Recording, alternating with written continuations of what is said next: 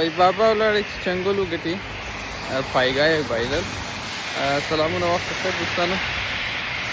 دغه متل چې ښکار کوي دا یو متل دی چې په کلیواله لهجه باندې په کلیواله کچه باندې البته لویدیځ کې زیات کارېږي، نه پوهېږم په افغانستان په نورو ولایتو کې هم دا کارېږي.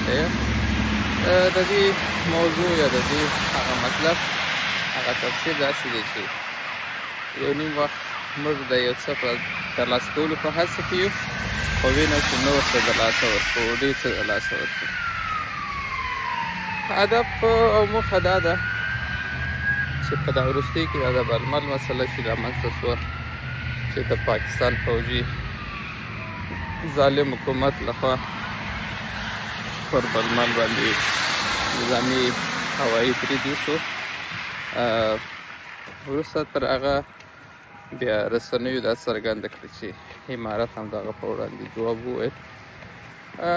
دا بیا اوس ورځې کې د ځوانانو لپاره هم یو موضوع ده چې هغه محور ته موضوع اوس د واخان موضوع ده چې اکثره ځوانان مشران پر دې غږېږي.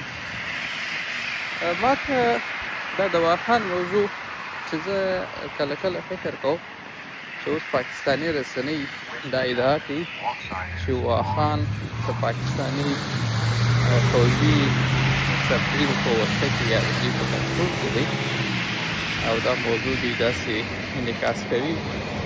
دا داسې راته معلومېږي چې دا د برمل مسله دا تقریبا یو لومه یا یو دام و چې په هغه کې باندې دا زموږ د ځوانانو په ټوله کې زموږ هغه اذهان مصروفه کړه چې هغه مسلو ته فکر وکړو او دوی داسې وایي چې موږ خو مخالفین لرو او زموږ په وړاندې باندې مخالفین په افغانستان کې روزل کېږي او که موږ خپل مخالفین غواړو چې په افغانستان کې له منځه یوسو د هغه پلوي کېږي، نو راځئ موږ به واخان په خپل کنټرول کې واخلو چې دا د یو ابزار په صفت باندې وکاروو تر څو واخان کې هغه خپل سترګې پټې کړي. دا ځای نه نیسي ځکه چې د واخان مسله پخوا هم د دوی د خوا څخه دا راپورته شوي.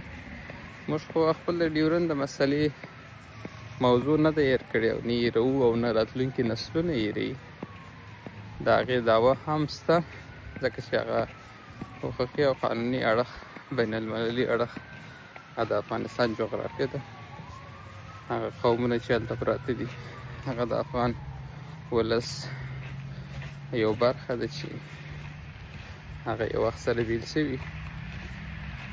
نو زما په نظر باندې دغه یو کاذب دا معلومیږي چې دې کې ځان ته یو دلیل جوړ کړي او د واخان په موضوع کې اوس په خپل یو خاکه جوړه کړي، یا به دا حقیقت ولري یا به دا درواغ وي.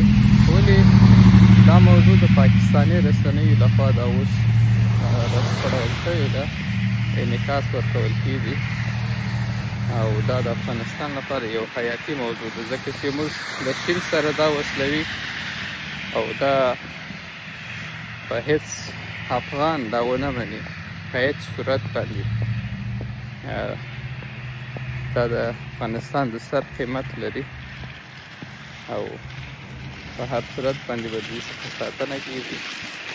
که هغه اوسني حکومت چې پایلې کې حکومتونه اوړي راوړي، هېڅکله د واخان مسله او یا د افغانستان د پولې هره برخه به هېچا ته نه ورکول کېږي.